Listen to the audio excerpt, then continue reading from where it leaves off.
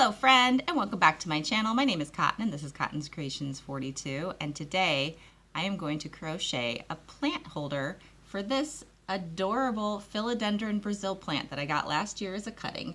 It just started to grow this spring. Well, it's not really even spring yet, but it just started to grow and I want to hang it in my window. So we are going to crochet a holder for it. Are you ready? Let's get crocheting.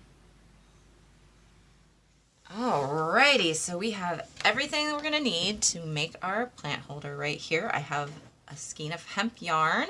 I have a size K crochet hook. I want to say knitting needle, but it's not a knitting needle, it's a crochet hook. I have a bobby pin that I like to use as stitch markers when I'm crocheting. I have a darning needle and I have a pair of scissors. Alright, let's go ahead and get started. So you can use a magic circle if you want to. I am just going to do a chain 3 and then join it with a slip stitch. And this is the first crochet tutorial I have done, so please forgive me if I use knitting terminologies and I'm supposed to be using crochet terminologies. Alright, so let's make a slip stitch. Like, I want to call this a needle. This is a hook. We're going to put our slip stitch on our hook and I'm going to chain 3. Chaining is like the easiest thing you can do in crochet. You just wrap a loop around your hook and you pull it through the loop on your needle, your hook. So you wrap and then pull it through, wrap it and then pull it through. And then look at that, you've got 3 chains all done already. Now I'm going to join these into a circle with a slip stitch. I'm going to put a slip stitch through this first chain and I'm just going to put my hook through there, pull up a loop and then go straight through the loop on my hook. And now we have a lovely little circle that we can crochet into. So the next thing I'm going to do is chain 2. And I'm going to put my stitch marker on. Like that, so that I know where the beginning of my round is.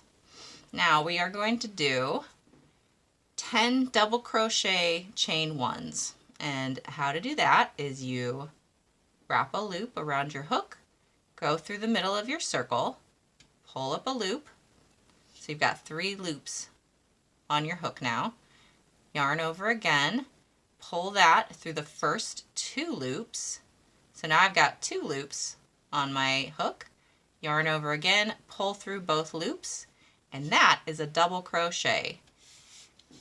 And then after the double crochet, we're going to do a chain 1, which is just like we were doing before, just pulling a loop through that loop. That's the thing about crochet. It's just you're pulling loops through loops.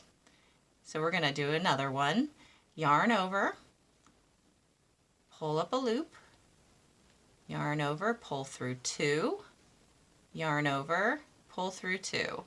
And then chain 1. Easy peasy. We are going to do this 10 times. So we've got 2. So we'll yarn over, pull up a loop, pull through 2, yarn over, pull through 2, and then chain 1. See, you can do this. Anybody can do it. You've just got to have a little bit of hand-to-eye coordination and figure out your tension. Tension's probably the hardest part with everything, with knitting or crocheting.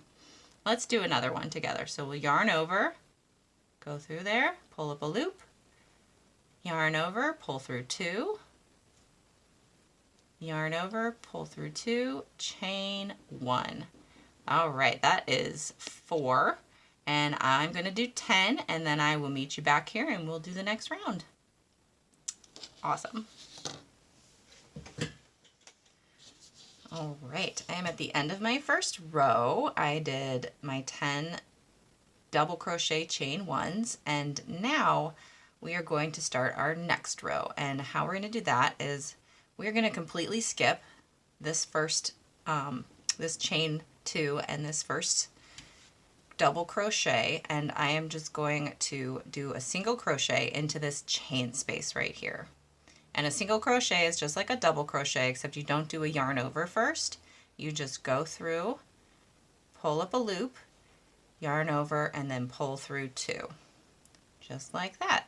Now I'm going to take my stitch marker and bring it up to this loop here so that I know where the beginning of this round is. And now I am going to chain 3. So 1, 2, and 3. And then I'm going to do another single crochet into the next chain space. Pull up a loop, pull through 2, chain 3. 1, 2, and 3. We're going to do this all the way around, doing a single crochet into each chain space, and then chaining 3. 1, 2, and 3. Just like that.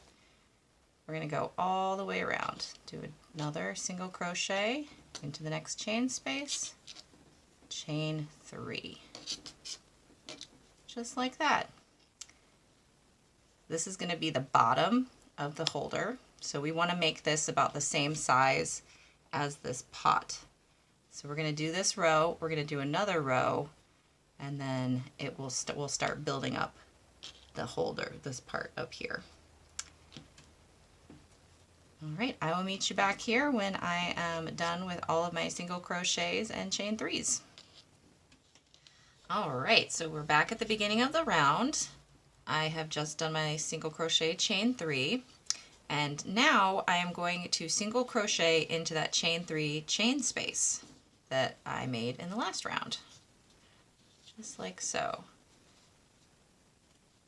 And then I'm moving up my stitch marker so that I know where I am. I found that when I'm crocheting, it's very important to use stitch markers, for me at least, because if I don't, I get confused about where I am. All right, now I'm going to chain 5. 3, 4, and 5. And then I'm going to single crochet into the next chain space and chain 5. And I'm going to do that all the way around. 3, that's 3, 4, and 5. So chain into every, single crochet into every chain space, and then chain 5. And I will meet you back here at the end of this round. All right, so we're back at the beginning of the row, and this is basically the bottom. Now we are done with the bottom of our plant holder. As you can see, it's just about perfect. It'll stretch a little bit and come up the sides a little bit, but that's what we wanted to do. If you wanted to make a bigger one for a bigger pot, I would go ahead and do another round of increases where you would do a single crochet and then chain like 7, and that would make it larger, so you could fit a larger pot in there. But since I'm working with this little guy, I'm going to go ahead and just do 3 more rows of a single crochet into the chain space and then chain 5. And what that'll do is it'll build up the walls. And so yeah, I'm going to do that for 3 more rounds, and then I will meet you back here and we will talk about how we want to hang it. All right, see, this is easy peasy. All right, so I have made it to the end of my 3rd round of my single crochet chain 5s, and now what I'm going to do is I'm going to do a slip stitch into this very first single crochet here that I did on the last row. And now I am going to chain 100. You can chain fewer if you don't need anything as long as 100. You can chain more if you need something bigger. But we're going to chain 100, and then I will meet you back here and I will show you what to do next. All right, so I'm done with my 100 crochet chains. So pretty. And now I'm going to attach it to the other side of my basket here, because that's basically what this is. It's just a little basket to hold our beautiful plant, and then we've got some hanging ropes that we're making out of chains. So how I'm going to do that is, because I'm going to do 2, I want to do it so that there is one on this side here of this chain space, and then there's going to be another one on this side of this chain space. Now, since I hate having ends to weave in, I am going to attach it over on the other side, and then I'm going to do some chaining, or I'm going to do some slip stitches to bring it over to the other chain space, or the other single crochet over here where I want to start my second chain.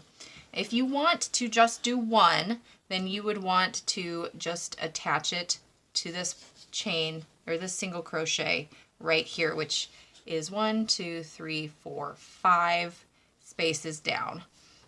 But since I'm going to do 2, I'm going to attach it to this one over here. And we're just going to do a single crochet, or a chain, I'm sorry, a slip stitch. Just like that.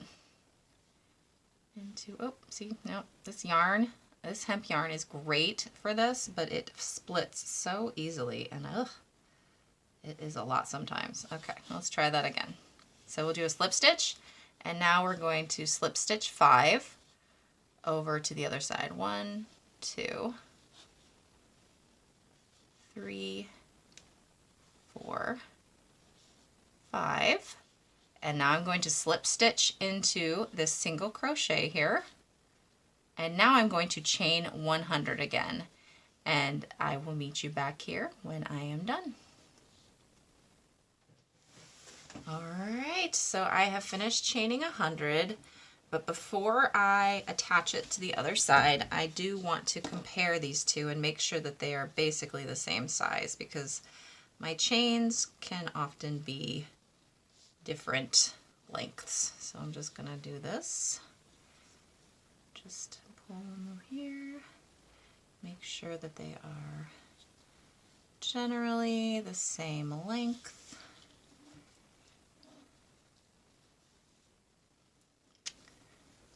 Okay, see, this one is about 3 chains longer, 2 chains longer. So I'm just going to take these 2 out. And then I'm going to go ahead and attach this one. I do like to make sure that it's not twisted if I can, because I'm not much of a perfectionist, but some things just bother me. Although once it's hanging up on the wall, I won't notice. Hanging up on the window, I won't notice. So, all good. Now I'm going to go ahead into this single crochet here and do a slip stitch. And then we are going to cut this off, and we will weave in these 2 ends that we have, and we will be so done. So done. All right, snip that off. We're going to put this on our darning needle here. And I'm going to go ahead and take that and go through the loop. And then I am just going to probably just tie a couple knots, since this is a plant holder and not like a hat or something that I need to be worried about it being real pretty. Go ahead, tie another knot. So it's nice and tight. And then I'm just going to weave my end in around a couple of around this single crochet here, and then back up through that knot and cut that excess off. And then let's go take a look at this little guy down here. It's already kind of woven in because I crocheted over it a little bit. You could just totally crochet over it when you're doing your beginning part too. Oops. See what I mean about the yarn splitting? It is a splitty yarn.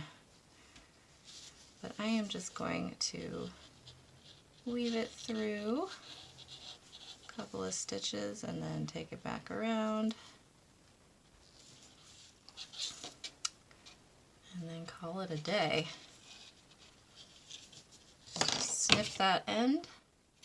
And now I can take my stitch marker off.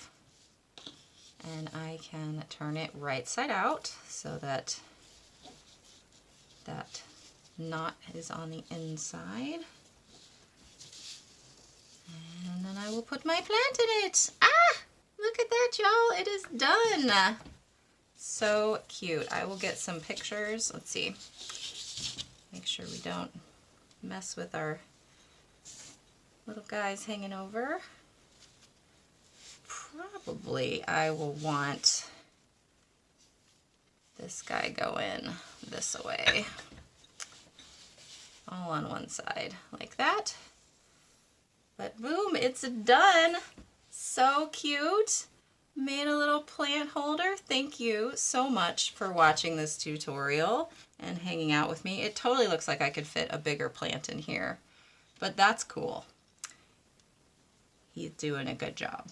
He's doing a good job being a plant. It'll just grow with him as he gets into a bigger pot later.